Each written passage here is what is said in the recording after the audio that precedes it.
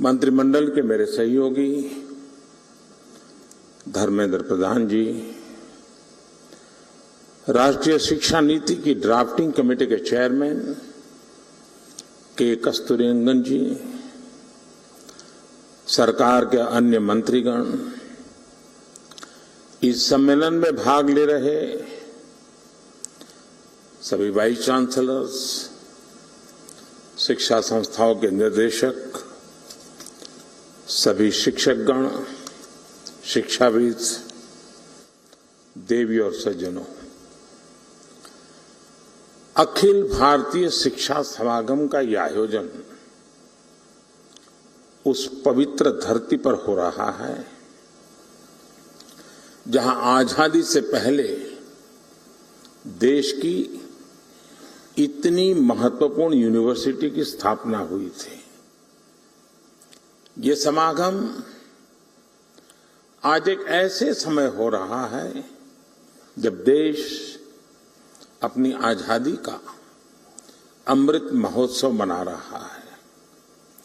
अमृत काल में देश के अमृत संकल्पों को पूरा करने की बड़ी जिम्मेदारी हमारी शिक्षा व्यवस्था पर है, हमारी युवा पीढ़ी पर है। हमारे यहां उपनिषदों में भी कहा गया है, विद्या अमृतम अश्नुते, अर्थात विद्या ही अमरत्व और अमृत तक ले जाती है। काशी को भी मोक्ष की नगरी इसलिए कहते हैं क्योंकि हमारे यहां मुक्ति का एकमात्र मार्ग ज्ञान को, विद्या को ही माना गया है। और इसलिए शिक्षा और शोध का, विद्या और बोध का इतना बड़ा मंथन जब सर्व विद्या के प्रमुख केंद्र काशी में होगा तो इससे निकलने वाला अमृत अवश्य देश को नई दिशा देगा।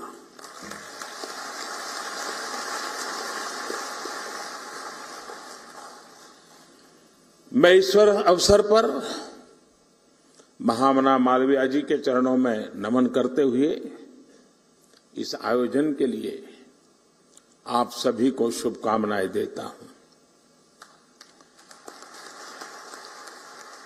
मैं काशी का सांसद हूं। मेरी काशी में आप पधारे हैं तो एक प्रकार से मैं होस्ट भी हूं।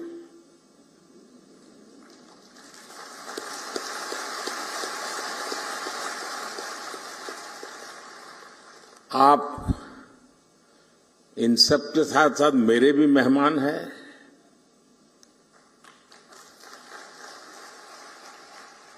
मुझे विश्वास है कि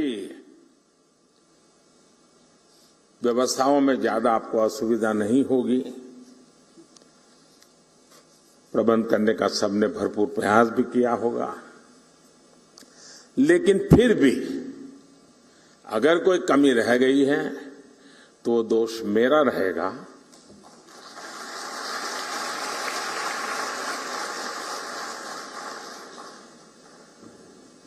और एक होस्ट के नाते कोई भी आपको असुविधा हो जाए तो उसकी क्षमा मैं पहले से मांग लेता हूं। साथियों, मैं अभी एक कार्यक्रम करके आ रहा हूं। यहां मध्याह्न भोजन के लिए एक सेंट्रलाइज किचन का काम था, लेकिन वहां मुझे मेरी काशी की सरकारी स्कूल के 10-12 साल की उम्र के बच्चों के साथ गप्पे गोष्ठी करने का अवसर मिला।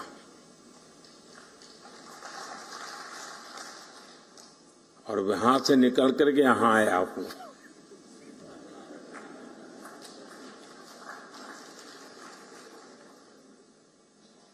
और मैं उनसे सुनकर के आया हूं और आपको सुनाने आया हूं।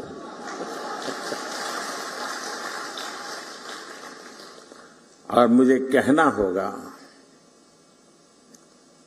और मैं तो चाहूंगा जब मैं अगली बार आऊंगा तो जिस स्कूल के बच्चों से आज मुझे मिलना हुआ है, मैं उनके जो टीचर्स हैं उनको मिलना चाहूंगा।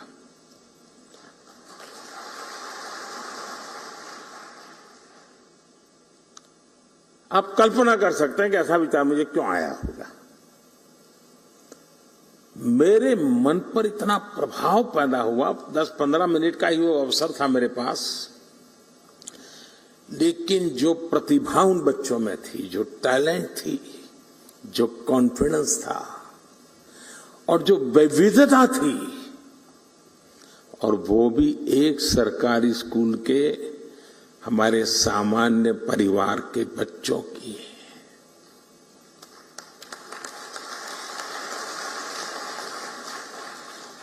जो टैलेंट वो बच्चे वहां प्रस्तुत कर रहे थे, आपके परिवार में भी अगर आपका पोता नाती अगर ऐसी टैलेंट आपके सामने रखेगा तो जब भी मेहमान घर में आएंगे आप उसको खड़ा कर देंगे, जरा देखो मेहमान आए वो तुम सुनाओ। मेरा कहने का तात्पर्य है कि वर्तमान पीढ़ी का ये सामर्थ्य, उनकी क्षमता, जब वो आप जहां है वहां पहुंचेंगे, पद पे नहीं, उस इंस्टीट्यूट में, आप तो नहीं होंगे, आप ऐसे इंस्टीट्यूट बना के जाएंगे कि इस प्रतिभा के बच्चे आने वाले दिनों में आने वाले हैं, उनको वहां कमी नजर ना आए। ये काम सबसे बड़ा आपके जिम्मे है।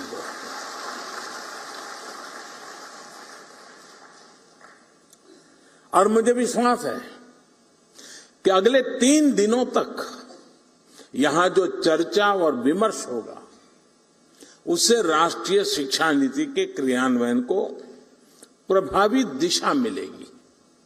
साथियों, आप सभी जानते हैं कि राष्ट्रीय शिक्षा नीति का मूल आधार शिक्षा को संकुचित सोच के दायरे से बाहर निकालना और उसे 21वीं सदी के आधुनिक विचारों से जोड़ना है। हमारे देश में मेधा की कभी कोई कमी नहीं रही है,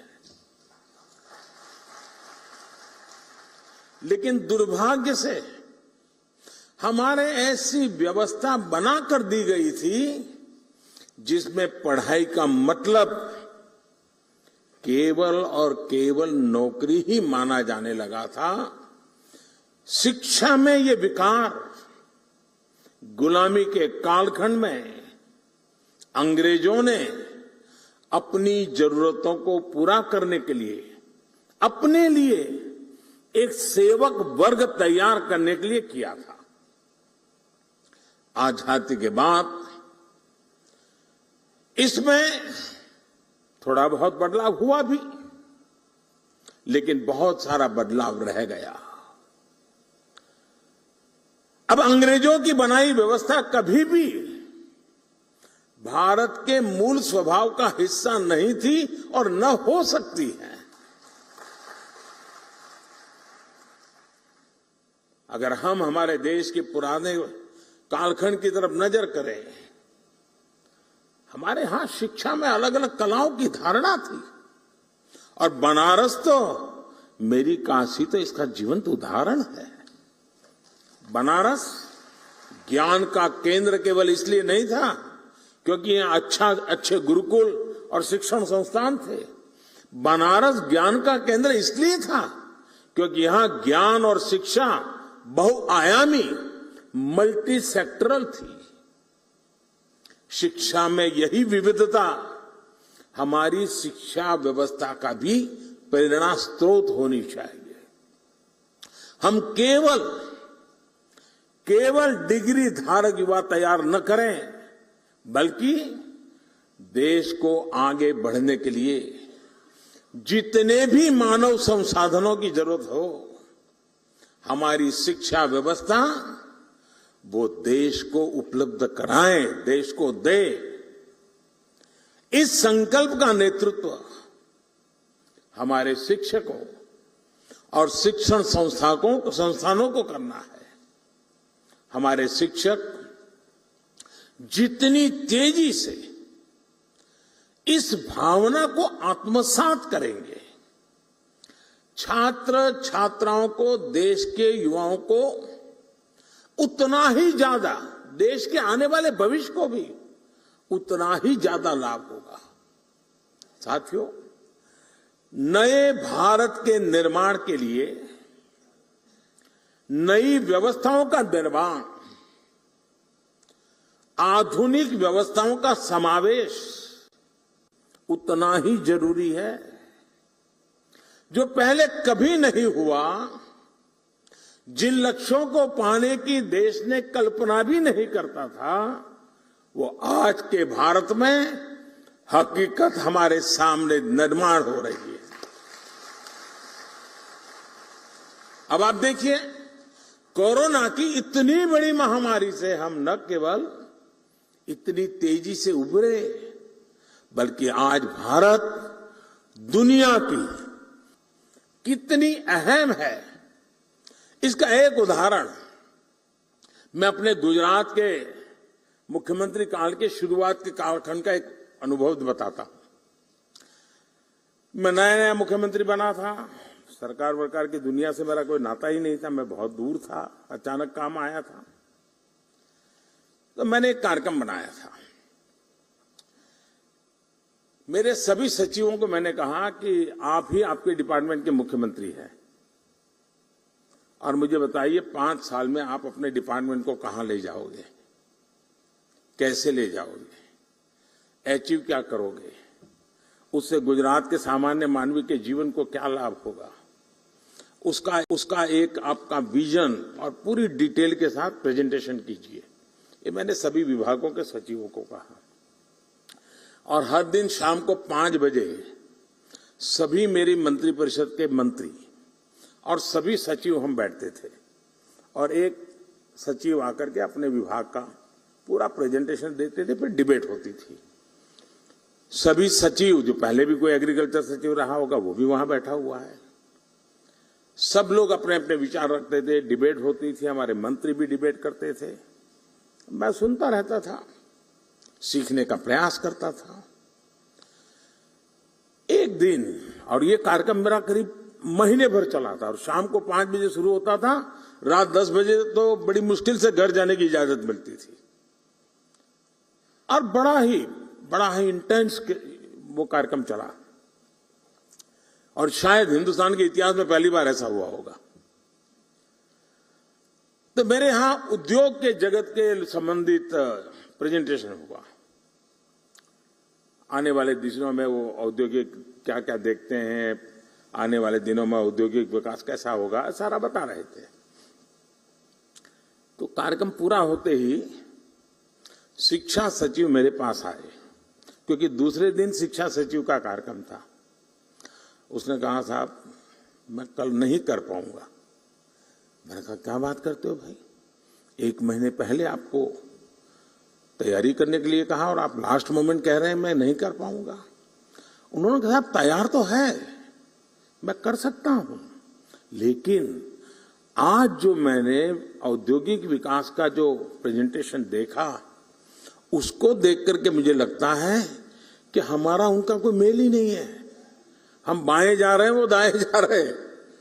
तो मैं इसकी लाइट में मेरे जो प्रेजेंटेशन है उसको मॉडिफाई करने के लिए मुझे समय चाहिए, तब जाकर के हम एक इंक्लूसिव ग्रोथ की दिशा में साथ मिलकर के शिक्षा हो, इंडस्ट्री चल सकते हैं। हमें भी अब तो पूरी दुनिया का पता होना चाहिए, हर यूनिवर्सिटी में काम होना चाहिए कि दुनिया आगे किस तरफ जा रही है, कैसे जा रही है, उसमें हमारा देश कहां है, उसमें हमारे युवा कहां है।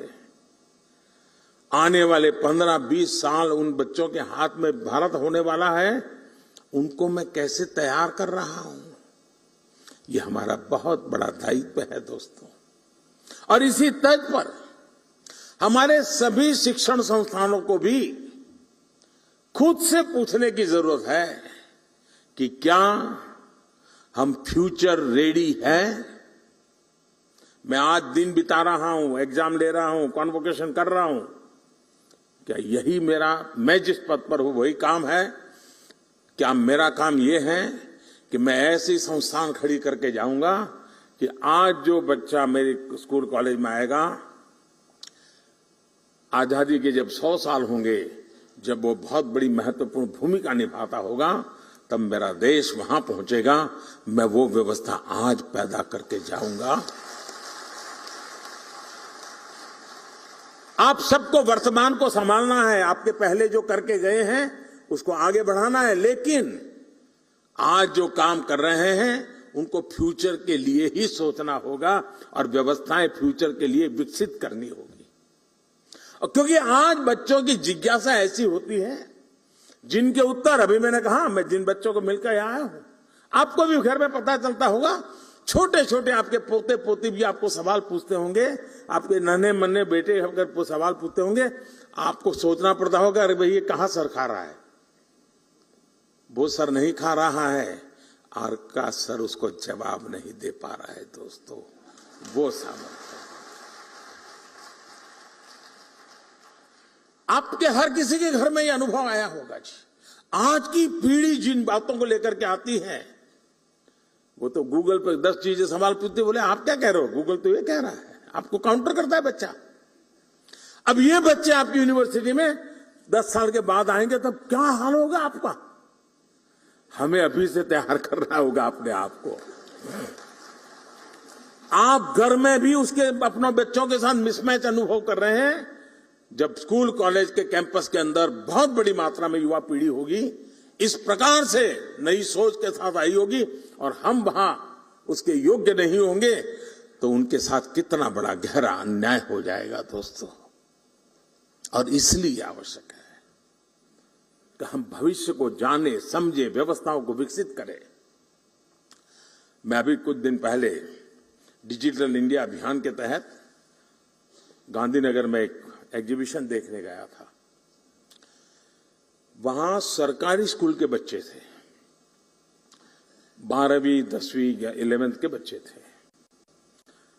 वहां बच्चों ने जो प्रोजेक्ट तैयार किए थे, जो आइडियाज रखे थे, मैं बहुत उसको समझने की, देखने का प्रयास कर रहा था और मैं प्रभावित हुआ था इन बच्चों के काम से। रिसर्च का ऐसा पोटेंशियल